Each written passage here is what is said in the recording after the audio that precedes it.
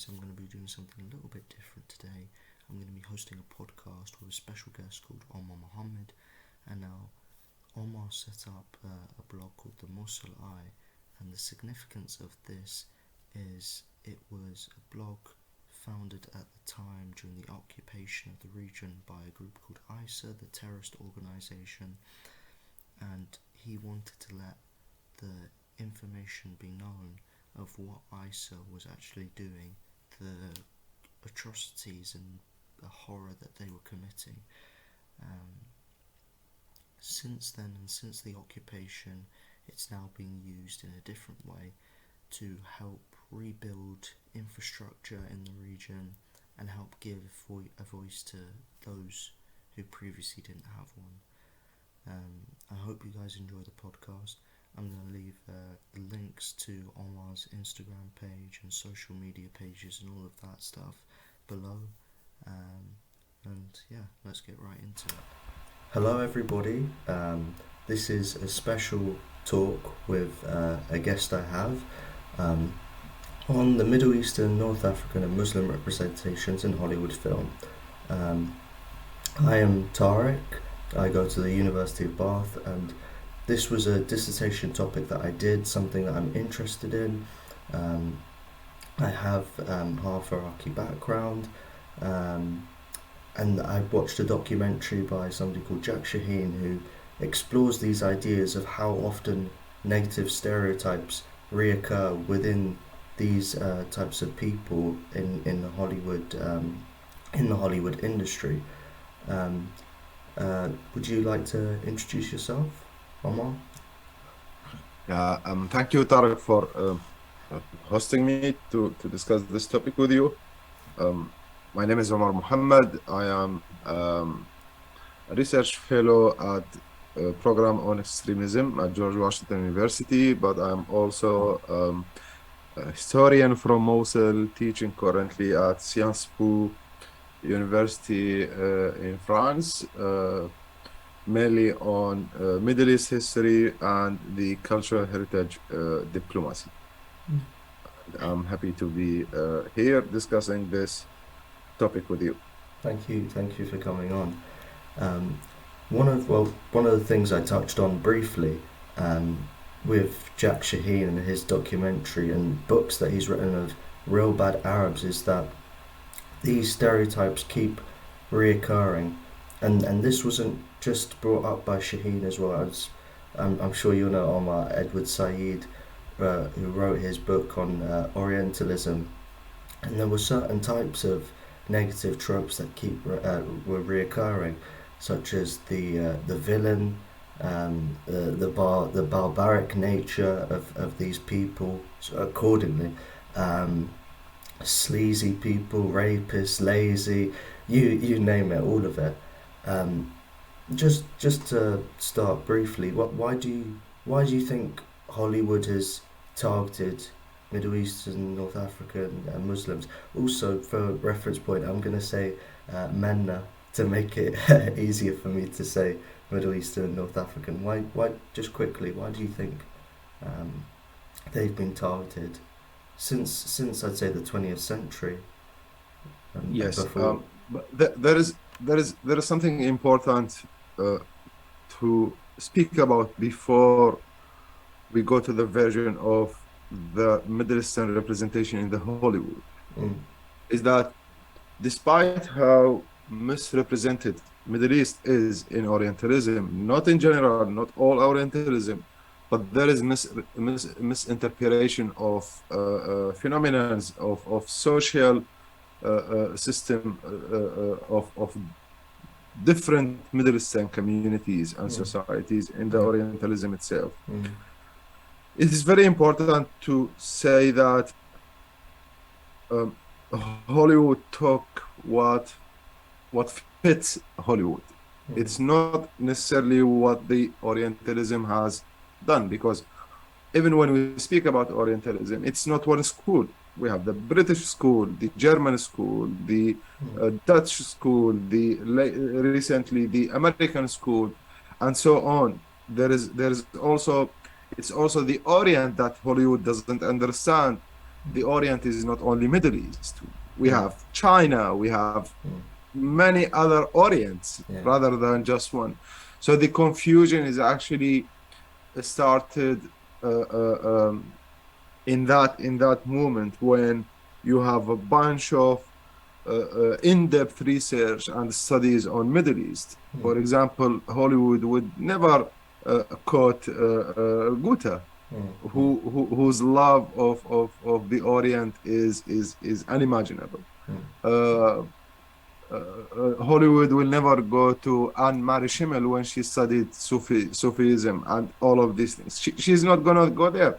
They are not going to quote Montgomery Watt or many other research or studies were done by Orientalists who they are not going to understand how Walter Scott represented Saladin or Hamilton Gibb on his studies on the Crusade, etc. These are things that do not fit Hollywood. So here comes the misrepresentation of Middle East. Hollywood is about who consume their products, and the mainstream media and all of these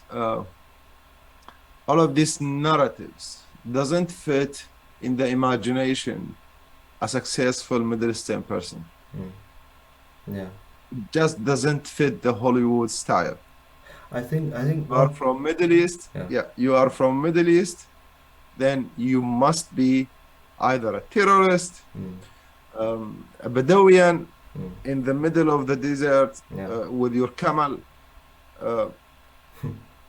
You cannot be an astronaut. You cannot be a doctor. You cannot be a scholar. You cannot be. It just doesn't fit the Hollywood style. You should be either the slave or the sheikh or the emir, the prince, etc., etc. I think one thing that I touched upon what you were talking about before is this idea that all of them look the same. All of the people, despite how big the region is, from the Middle East, even the Middle East itself is it's pretty big. You go from Saudi Arabia, Iran, Iraq, North Africa, Egypt, Morocco, they all have different cultures and backgrounds, and even some of them you can maybe see the difference in how they look. Would you like to just elaborate a little bit more on that? Yes.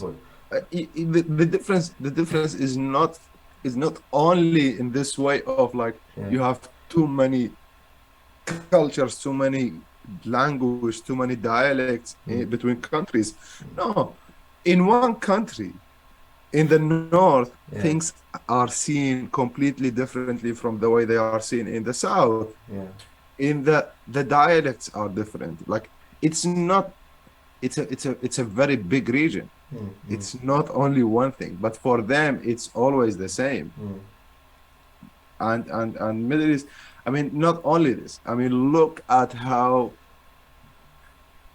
they picked certain words. This idea of Allahu Akbar is the representation of the whole Middle East. It's just a terrible idea, probably suggested by a director from Hollywood or whatever media or cinema production.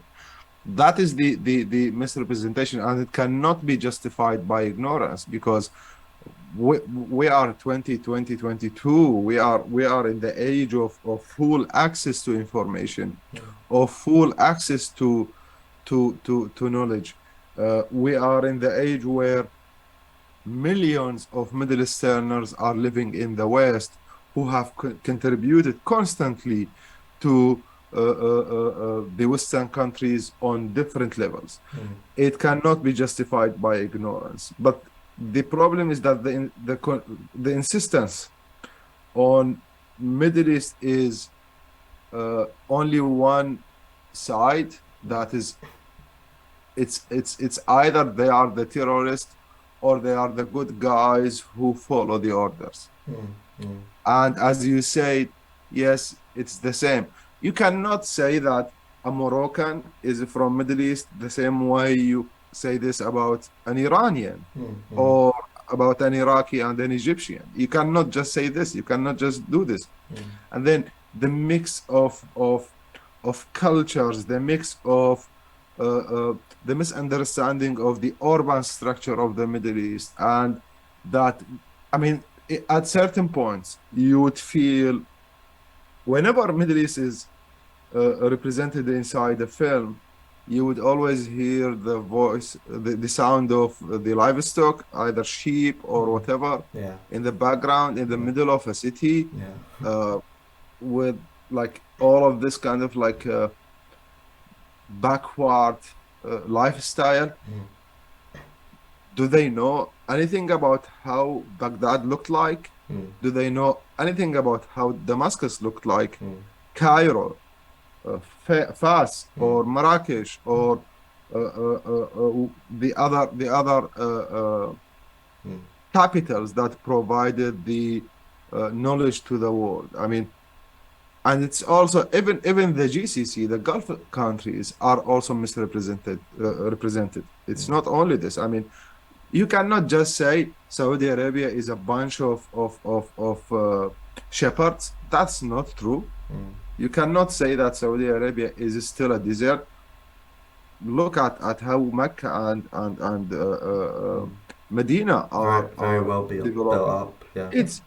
It's a well-developed city. Mm. Uh, the other city, Riyadh itself. I mean, all of these buildings. Look at the United Arab Emirates, Mm. etc. That's the problem is, I mean, when we ask the question is why is this? Why is this happening? Mm. Is it Hollywood or is it the consumers? Mm. I still believe it's the consumers more than just Hollywood, and it's kind of like, and sometimes both is. It's something that makes you watch a film, Yeah. so you need to put them this way. I think, well, that was one of the things I was looking at in this dissertation topic was it's it's I guess it's almost a mutual relationship between if you focus on the camera a lot of the times it's meant to make you feel a certain way. So say if you have low and high camera angles, they're meant to make you feel like a certain uh, relation between dominance and inferiority and things like that. Say if there's I don't know, a Muslim looking down on you kind of thing, and the camera's pointing up, you're meant to almost feel that fear. And a lot of it's funny you say that because I was reading an article on a film such as like Lone Survivor, and all of Yes. and all of the tweets that were put out after the film was, yeah, let's go kill some Afghans and stuff like that. Like lots of horrible things mentioned. Um, Yeah. but just going into what you said earlier about this theme of constantly being the terrorist, right? So for my study, I looked at 26 films, and over those 26 films, 15 of them were about terrorists. That theme came up, quite a common one. And one of the things I noticed was in a few of these films, it was very much, well, most of them were labelled as East versus West, but some of them were so exaggerated to the point where, say in a film like London Has Fallen, it would be these group of terrorists kidnapping the president, ransacking London, or the same thing happened in G.I. Joe Retaliation, or I know it's a comedy, but Team America World Police to some extent. These films of this idea embedding into people that terrorism is so dangerous or such a threat to the West that it completely ignores the the suffering on the other side of the world in the MENA region and other Muslim countries, because those are the countries I looked up a study that are affected the most by these terrorist attacks and things like that. Um, how would how would you say, or how would you respond to sort of Hollywood filmmakers, and how are people actually impacted, as somebody who lived in Mosul, how are people actually impacted by terrorism, as opposed to this idea that's kind of brushed under the rug a little bit? Yeah, whoever says that films and cinema do not impact the reality of people, Mm, they are completely wrong. No, mm, it does impact the perception, especially if you are not from the region and you have just watched a film knowingly. It's just a fiction, etc. But the film is giving you a perception, is giving you um, a vision or an imagination of how those people look like. mm, So you go there with the fear that everyone is a terrorist. mm, What what those films have failed, or what this cinema industry have failed to represent, of course, we don't expect films to represent reality that's far from happening, mm, but they could at least do some more work, do some more research, and try to update their own vision of what Middle East looks like. Because what, as you said, when they make everyone looks like a terrorist, mm, we do have terrorists from Middle East. That's definitely true. But the idea that you represent everyone as a terrorist or a mm, potential terrorist or to be a terrorist is just devastating, because they definitely don't know what terrorism looks like. mm, They don't know what it means to live under the rule of terrorism. And not to mention that over 60,000 probably terrorists came to the Middle East from the West mm, mm, and joined Daesh in Iraq and Syria. mm, And they were the worst type of terrorists. mm, I have no idea why, but they were more brutal than the locals themselves. And here is not, we are not trying to compare between who is worst, but the idea that your film will only make sales if you are putting a plot of someone arriving from Middle East trying to blow the British Parliament or the US Oval House or whatever. Like, it became just an easy an easy thing to do. It's much better to do it. Although there were, as I told you in the beginning, in post 9/11, and especially in reality, I know at least one or two Muslim executives who were working with the FBI and helped with the investigation of post 9/11, and they brought terrorists to justice. So they did have impact on changing the perception of who the Muslims are. And they came to the terms of, it's also something is concerning, because now they are making it look like, yes, they are good because they are American Muslims. You see, it's like it is still, you have to be American Muslim to be good.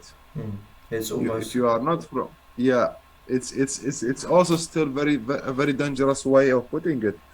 But after that, we started witnessing some representation of good Muslims with a certain shape. Yes, there were some women with hijab who works with the FBI in the TV shows, in the films, etc.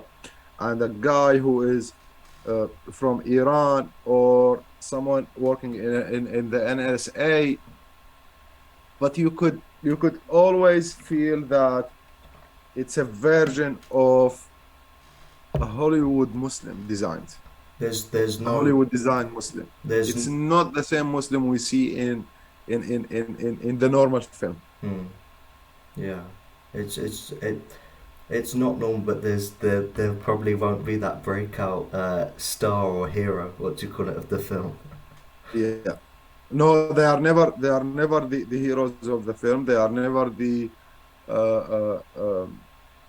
ones who have the final say, or they pull the strings. No, they are just kind of like an asset, an addition to the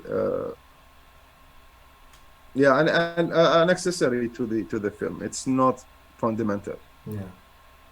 I think one thing that you mentioned about Muslim women involvement in these films, and another topic that I looked into was this idea in Hollywood films. There's a big focus on women who are wearing hijabs and burqa, and a lot of the times the camera likes to kind of do a close-up of them, or sometimes, you know, they're looking around suspiciously, or at other times they'll all like move. There was one film called The Kingdom, and there's a little shot. Yeah, I know that. A little shot where these women are walking through the street, and like all of them swivel their head in exactly the same way, as if it's some kind of like a robotic motion of, you know, mindless people. And even to an extent, there's a film called American Sniper, where I don't know how true this theory is, but this is something I come up with. The camera angle is looking through a point of view through the sniper scope. This woman hand her little child a bazooka, which again maybe isn't realistic, but one thing I thought of was the fact it's, you know, you've got those black borders with the sniper angle. It's kind of, you're limiting what the audience can see, and in the same way it perhaps represents these women's worldview, because apparently they're oppressed, and which I'll let you maybe explain in more detail. To what extent are Muslim women apparently oppressed in the Middle East and North Africa? And is it even true that every single woman wears a hijab or No, burqa? definitely not. Definitely, it's not something that is. I mean, my mother doesn't wear the hijab. Many of her peers do not wear hijab. The problem of the hijab is not the hijab itself. The problem of the hijab is that we talk about hijab. Is that we have it as a discussion without even asking the women, are you okay with the hijab? Would you like to keep it or leave it? And the problem with also with the cinema, or with Hollywood, or even with mainstream media, is that a Middle Eastern woman is either a fully naked woman or a fully on burqa woman. I'm sorry to mention her name. Is that she is either Mia Khalifa or a terrorist. Yeah. Like, what the hell is this? I mean, that cannot be the reality of what women are living. You cannot expect the women to be in this, like, on those two extreme sides of the story. She's either a porn star or a terrorist. That's not the reality. Women have the choice to put on hijab for social reasons. Some of them are forced to put on the hijab because of the social system in their structure. She cannot just leave it because that's going to be completely against the norms of the social structure. But I mean, look at the situation in Egypt, for example, in Morocco. And again, it's not only one geographical area. And even the hijab itself is different from a country to another in Middle East. You cannot always show this yellow, no, the blue fully covered hijab of Afghanistan, and even in Afghanistan, in some cases, and I've spoken to some Afghan people, part of this type of design of the hijab is actually not because of religious reasons. It's rather because of an environmental reason, because of certain type of heat comes. So this is something that protects them from the heat, from the sun, etc. I mean, there are many things to discuss about women who opened who are leading universities in Middle East, women who are leading enterprises in the Middle East, but you will never see them in the making it to the Hollywood film. It's always a woman who is hiding a terrorist, or a woman who is and she will only be good if she is helping the FBI guy who is doing an investigation in the Middle East. You would always see the good guys or the good women are somewhere in Jordan or in some parts of Iran, not completely in Iran, but they are spies. That's why they are good. Or in some parts of Morocco, because even with that, women are selectively made good or bad in certain geographical areas in Middle East. See, while the rest of them are potential terrorists. Or not, the worst is not terrorists, is that they are actually sex slaves, that they are under the full control of the emir, or under the full control of the husbands. Well, we have to admit that there are many social problems when it comes to women in Middle East. For example, the early age marriage in Middle East, the child marriage.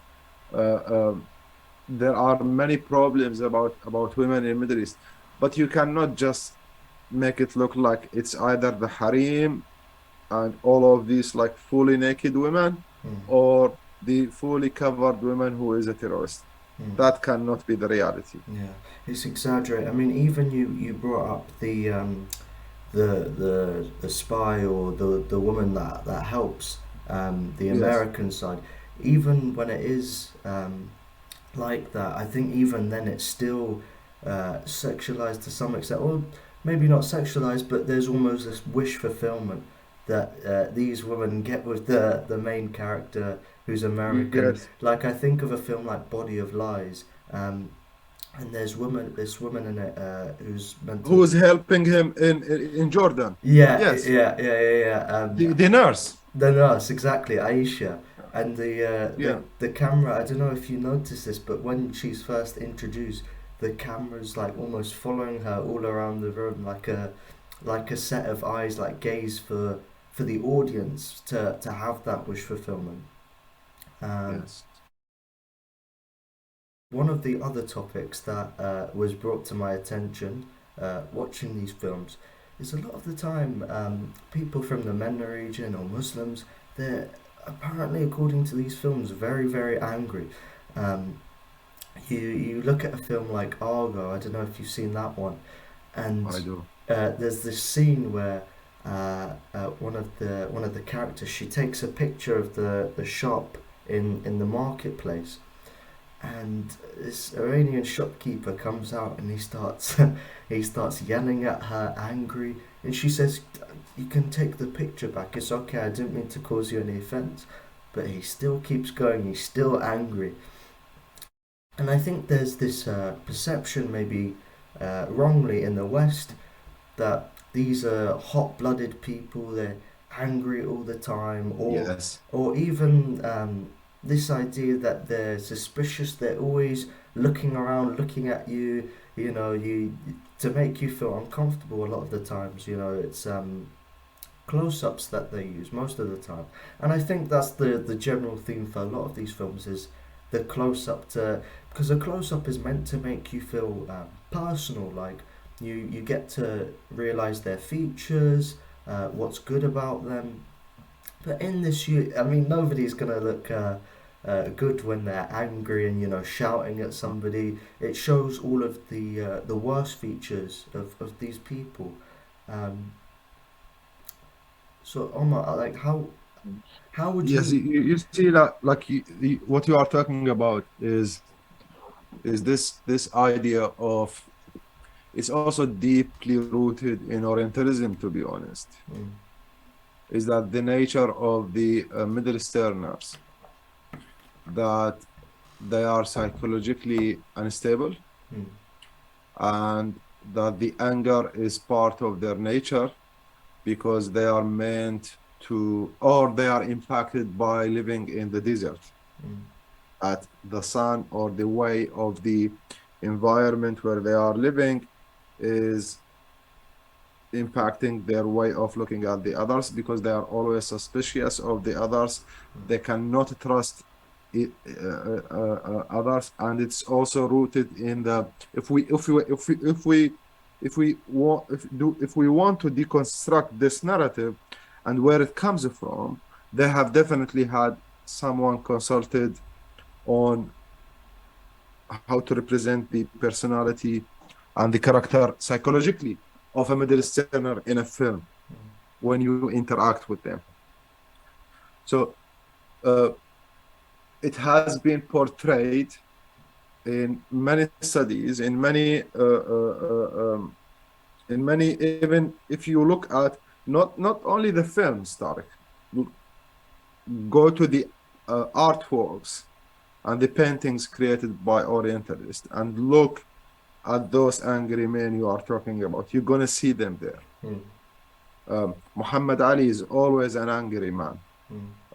Many other merchants or leaders or ordinary people, they all look angry. You look at a very famous artwork of a French Orientalist who made a painting of some Algerians and Moroccans, etc. They are always angry because they say that's psychologically how the Arabs are. And you see, they are making the whole Middle East as an Arab, but that's not the reality. You don't only have Arabs in the Middle East. You have the Iranians, for example, but for them in the structure, Iranians are also Arabs, or the Arabs are also like Afghan. I mean, that's the problem. And whenever they want to represent an Afghan, you would see a disaster in the representation.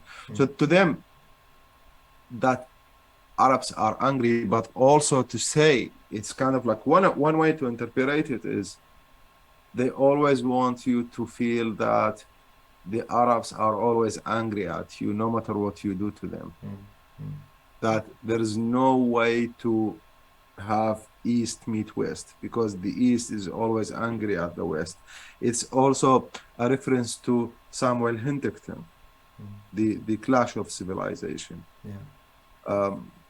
I don't necessarily like Edward Said, but I also don't like Huntington.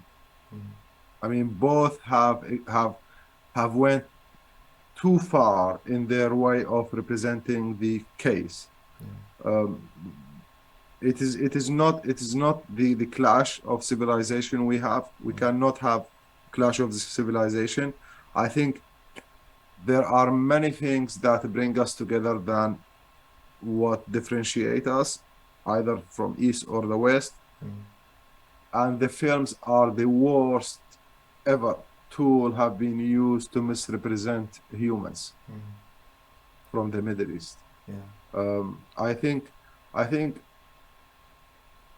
now with the social media being in more powerful position than it was before, I think this will have impact on the films in general in the coming years. But the problem is that, I mean, the stage of filming of a Middle Eastern city will always be the same. Camels passing by, or sheep passing by, or like you hear the noise in the background, no matter how developed your country is. Because that's the imagination of the Middle East, which is completely wrong. You cannot just do it this way.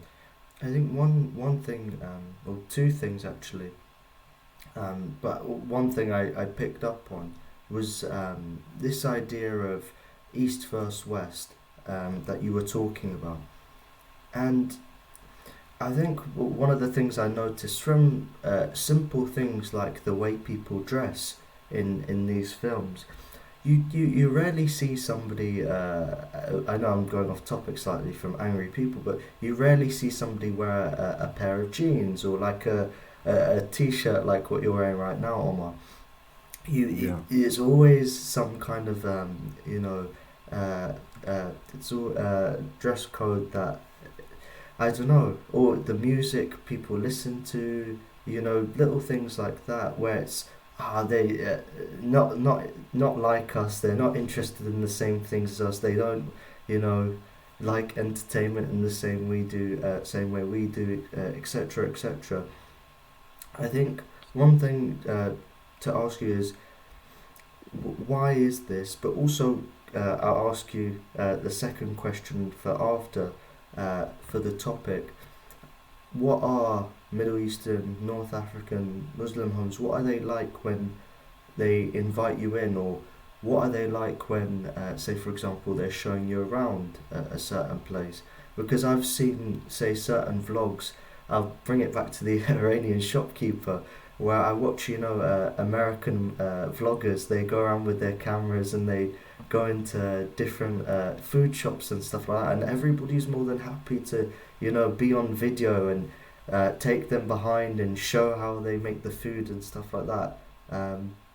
I know that's two completely different questions. But yeah, I mean, you see, Tariq, the problem here is not the type of clothes people put on, or the type of food they eat, the kind of food they eat, or how they make the food, or that's not the problem.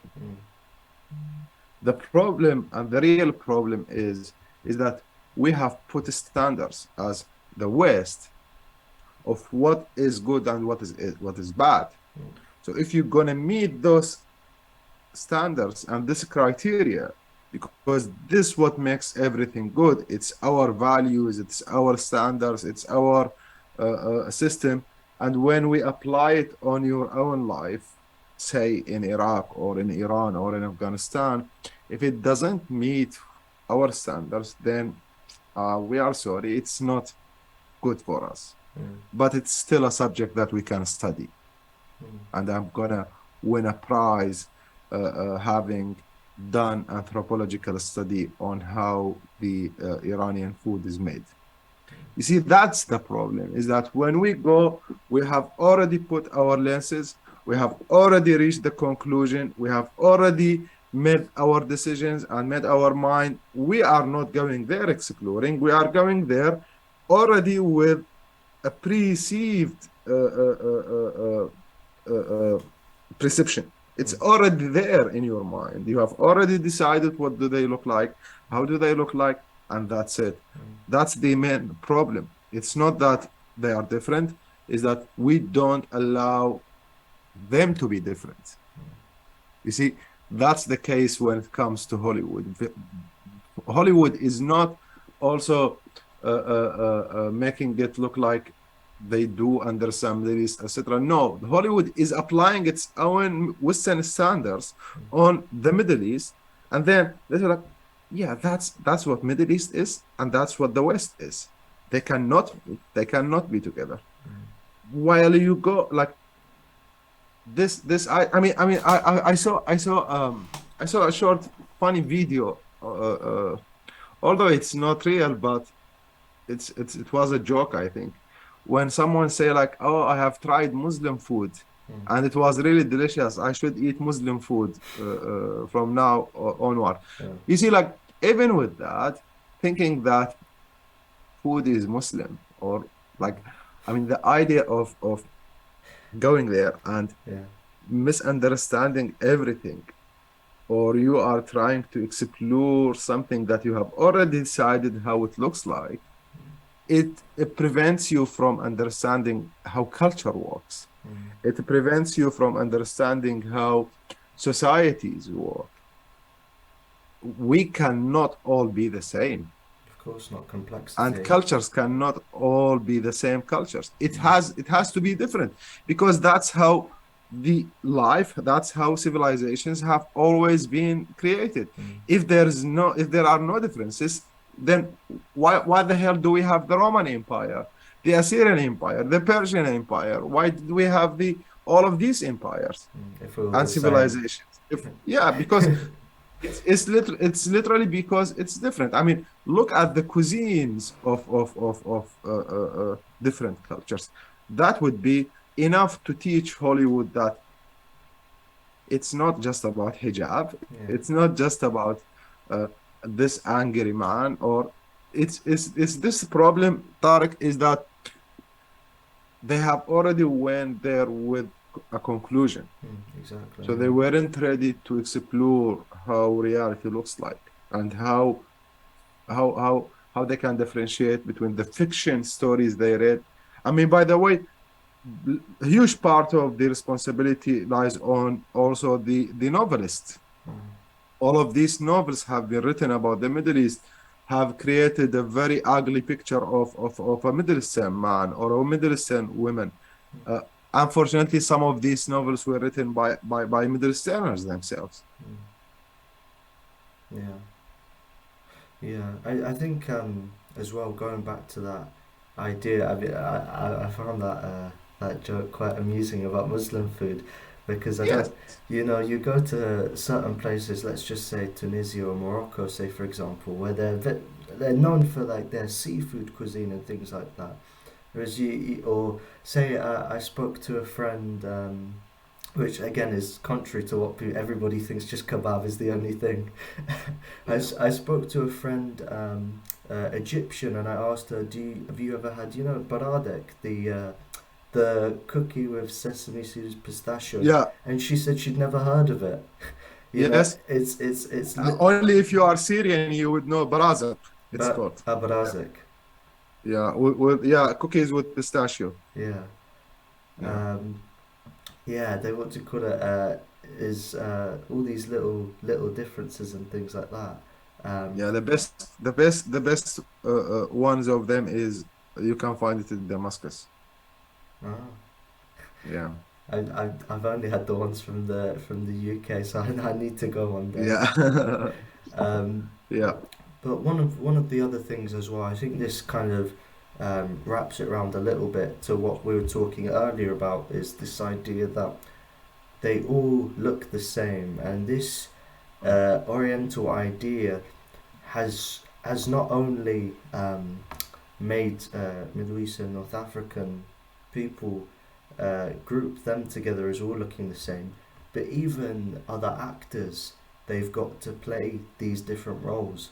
For example, if you've seen the film 300, they get this Brazilian actor to play the role of Xerxes. I think you say Koresh in Iranian. Koresh. The tall guy, the bald, and and they spray painted him. He looks more black than he does Iranian. Yes. Or there's a film called You Don't Mess with the Zohan, where they did the exact same thing. They got an American actor, and they spray painted him browner to look Palestinian, and little things like that. Why? I mean, I know we've discussed this at length, of this perception of American history of cinema, having their own preconceived notions of the enemy and what these people are like, without further studying them. It is as simple as that, and it's also very naive. A white person cannot be a terrorist. That's the whole story. And that's what is represented in the in the films. Yes, a white person can make mistakes, but they are not to the level of terrorism.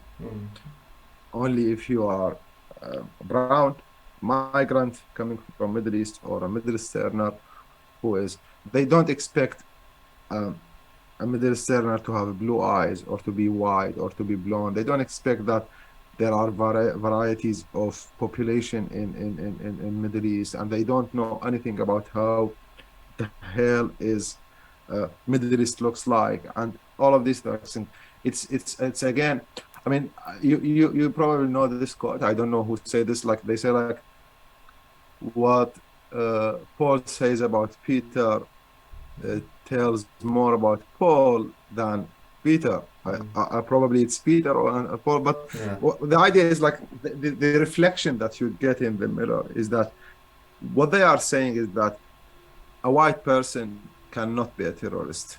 They can make mistakes, but when they go to the Middle East, they get influenced by the Middle Easterners, and then they come back home plotting to do something. But that's not because they chose this. It's just because they went there and they were influenced and manipulated and brainwashed. That is the idea. That's how they represent it. Is that, yes, if you are white with blue eyes, blonde, you are, and it's also, you can be, if you got radicalized, you can be de-radicalized, while the others are by nature radicals. So that's how they do it. It's a terrible idea to teach people putting this representation in films. It is more radicalizing than they can imagine. It is serving the discourse of again and again this a clash of civilizations. We don't believe in a clash of civilizations. I mean, the West and the East have had interaction, cultural interaction, and philosophical interaction more than anyone can actually fathom. It's very deep in nature, in knowledge, etc. We have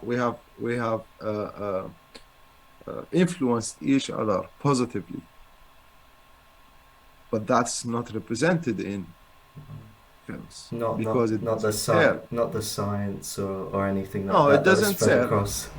Yeah, you either get I told you in the beginning, you either get the 1001 Nights stories, all this kind of like pornography stories, or you get terrorists.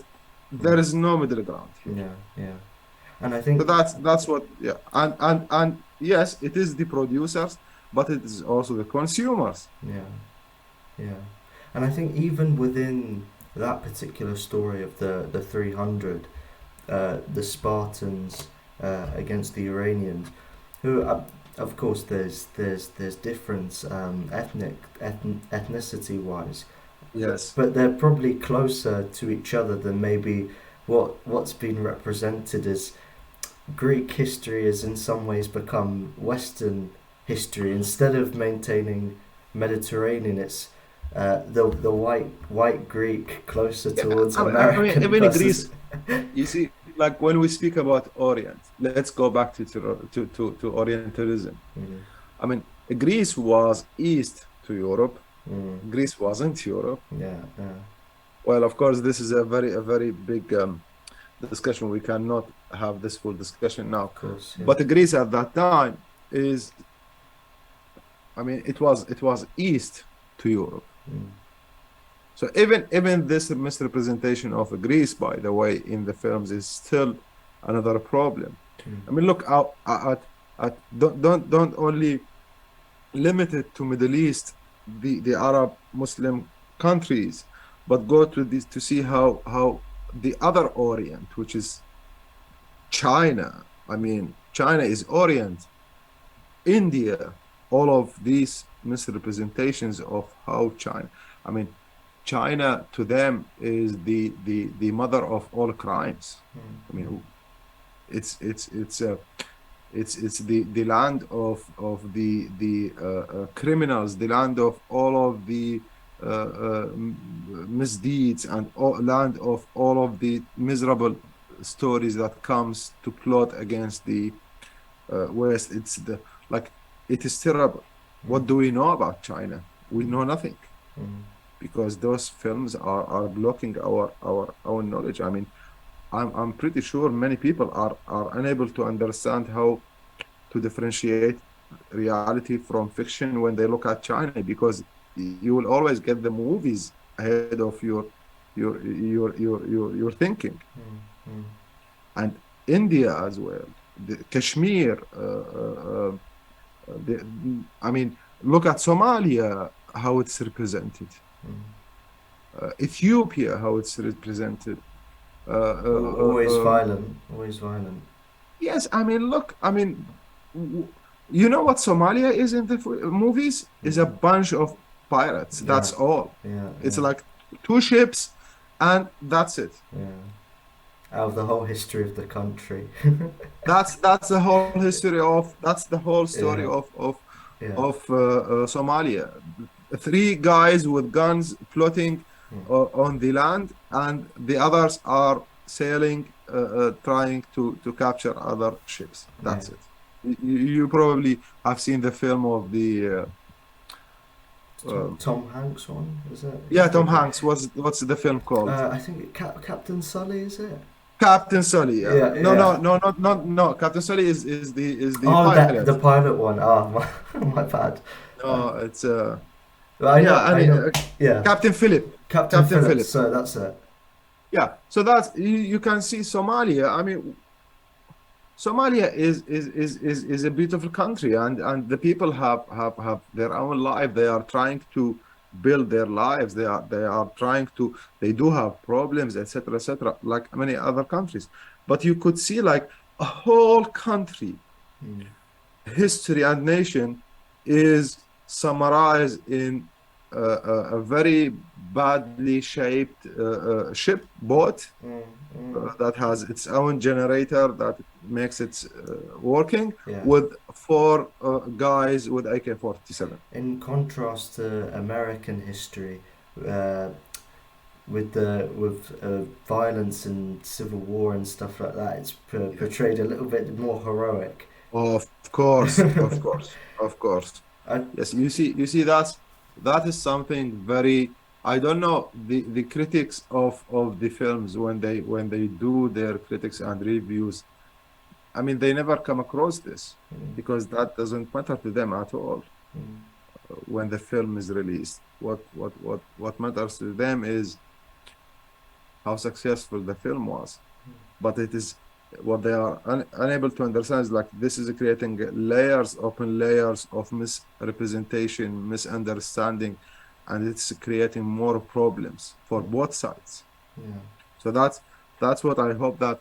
I mean, there are many things that can be represented and can still get people to watch the films and get you viewers.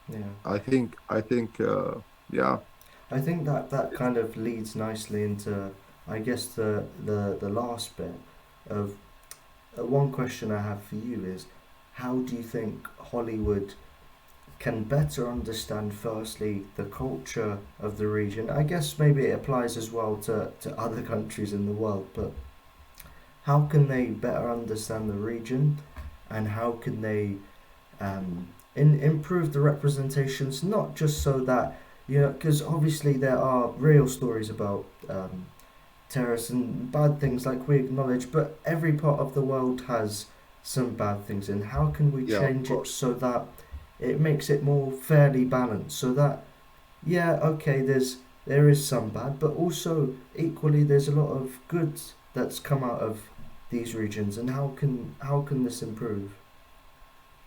I think it is not difficult. They can just bring they can shoot in real life in those areas if they are represented in their films, to update their narrative of how Middle East looks like, to have more people. I mean, they are spending millions on making the films.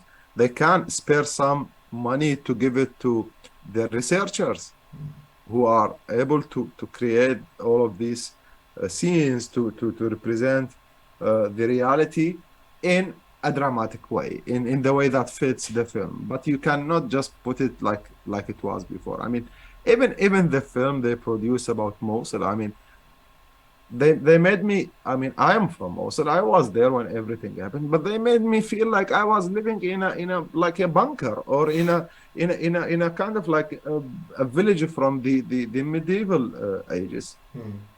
And it's just yesterday. I mean, you Yeah. see, like even with that, I think they need to update their view of how Middle East is. Hmm. And it also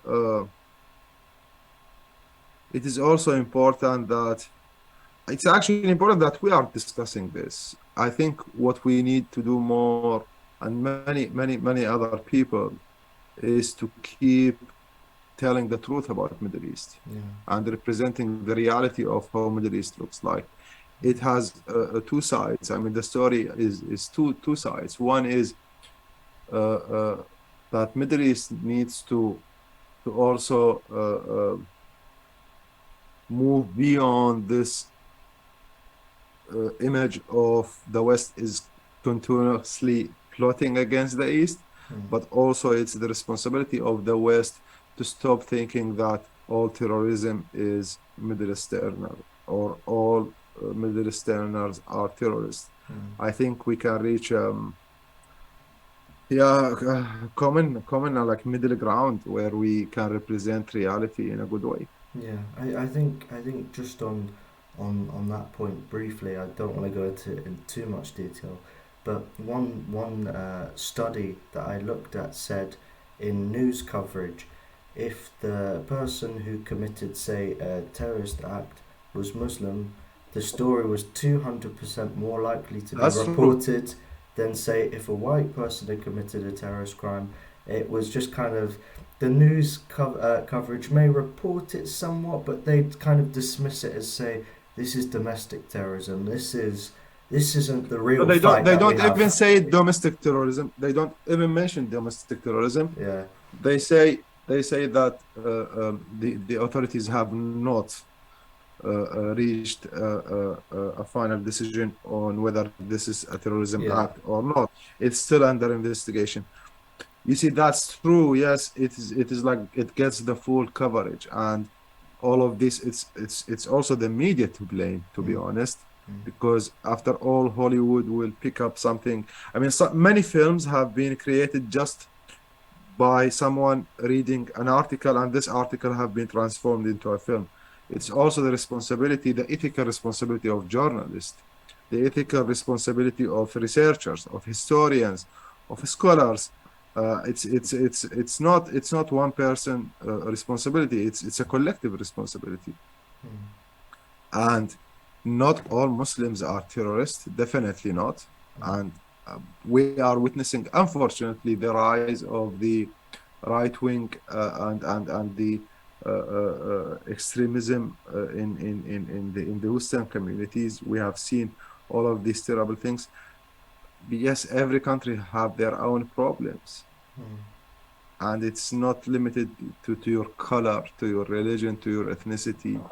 Like, yeah, I love sheep, but I'm not a shepherd anymore. I'm Yeah, not I'm not someone like raising sheep yeah, in the middle of the town or in the university. No, yeah. these are no more like the I don't know. I mean, how to put it, but You're not living in medieval times. Middle East, yeah, Middle East is not a Hollywood film. Yeah, yeah, Yeah, yeah. There's more than just the desert. You're exactly. you're living Yes, in a exactly. home well Yeah. off. Yeah.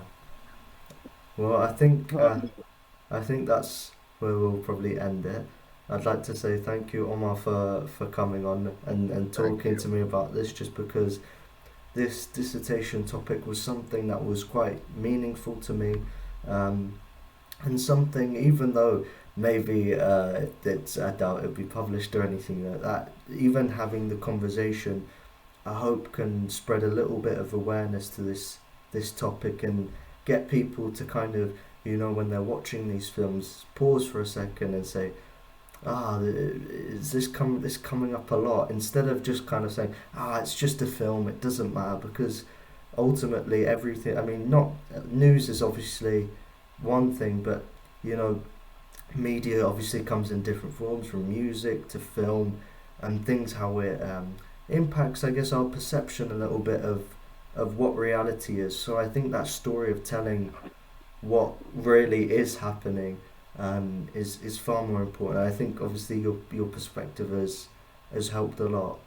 So I appreciate that. Thank you, Tariq. Yes, it's indeed important that we pause and reflect. And whenever someone, and this is to whoever is watching those movies and whoever is listening here now, uh, when you see something about Middle East or the Orient in a film, like you will definitely have a friend from that region. Just ask them, and don't think that it is just a film. Yes, indeed, it's not just a film. It might create a perception of a full nation in one's mind, and they will refuse to understand that it is not the reality. They will just take it for granted and think that this is the reality, and it's a fiction. It's taken from a film, but it creates a perception, creates the view of people, which becomes dangerous. So it's important to ask, like, yes, there is nothing called Muslim food. I mean, to end with this, there is nothing called Muslim food or whatever you are calling it. I mean, also to end with this, never ever put like other type of these kind of like colors with hummus. Hummus is hummus. Don't mix it with the flavors. It's just hummus. I mean, this is also one of the problems. Yeah. Respect, I mean, the this, food. respect the food of the Middle Easterners. I mean, it's insulting to see like hummus with the flavor of chocolate. It's very dangerous. Yeah. I think just lastly, and it's something I watched when I was doing a bit of research on you. I watched a video, and one thing you spoke about was when you were younger in Iraq growing up, was that you'd in classes you'd always ask certain questions, and the teacher would say, Omar, it's not right for you to keep asking these questions. Yes. Yeah, she definitely did. And I mean, she was saying things that I couldn't understand. So I wanted to ask. I mean, I have the right to ask to understand. And the what she said is that you are not allowed to ask these questions now, only when you are an adult. But the problem, Tariq, is that when I became an adult, which was the year when the Americans arrived in Iraq, I mean, I've said this before. Like people were getting killed for many reasons, but also for asking questions. And I started thinking of my teacher's words, like, which made me realize that at that time, like, asking questions can also kill. Yeah, I mean, that's the sad reality. Yeah, but but I survived, and I can still ask questions. I mean, it's not yeah. I think yeah. That's what I also do with my students, is to encourage them to keep asking the questions, to think about the questions more than just the answers, because the more you are able to generate questions, the more you are able to think beyond this kind of like already decided perspective or mainstream. Like it gives you freedom of thinking. Yeah. I think that was what I was thinking was the idea of, I mean, us talking, questioning. I mean, maybe Hollywood isn't listening, but hopefully one day. questioning these kind of films is more important than you say than just the answer, but the feeling of what the impact Definitely. of it is. So it's not just Hollywood improved, but why it should improve. And I think that's why I wanted to bring it back to why a question's important. And your well, partly because of your uh, Yeah. that story that you brought up that I thought was interesting. Thank you, Tarek. Yes, it's indeed it's about questioning. It's about having the ability to ask why, Mm. and why should I believe this? Why should I take this for granted? I think that is more important than just finding the answers, because philosophy has always been about creating the questions, not giving you the answers. Mm. And I think we need also a little bit more philosophy in our age, in our time, because it's been degraded. Mm. And yeah, let's hope things will change for the better. Inshallah. Yeah. Thank you for coming on. I think I'll end it there. Um, I Thank you for hosting me. any time, what to call it, if I do something else, you're more than welcome to come back on, and hopefully we can talk again at some point. Thank you.